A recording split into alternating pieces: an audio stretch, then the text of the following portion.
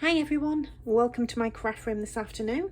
So thank you so much for all the interaction on the group this week. It really helps make a big difference in knowing what content to create, what you're going to find interesting and helpful.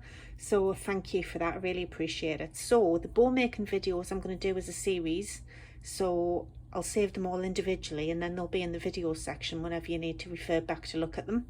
So today I'm starting off with one of the easiest bows. This is a 12mm nylon ribbon.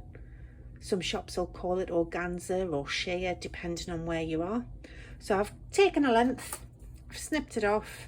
It's a little bit more than what I need here, but this measures just over 30 centimeters, 12 inches.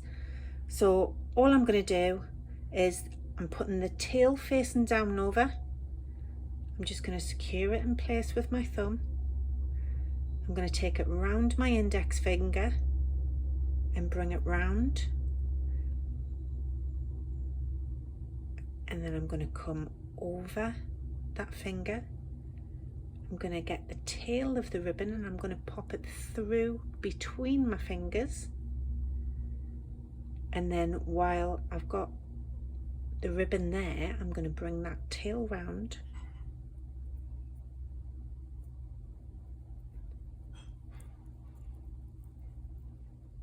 and bring the tail back through,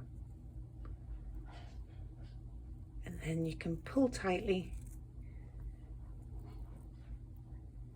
take off your two little loops, and that's the first type of bow. So this is your single loops bow, and all I'm going to do is I'm going to snip these on the slant. What I tend to do is, if you've got a lighter, very gently take your lighter over to the edges of the ribbon, and what that'll do is it'll slightly singe them and it'll just stop them from fraying.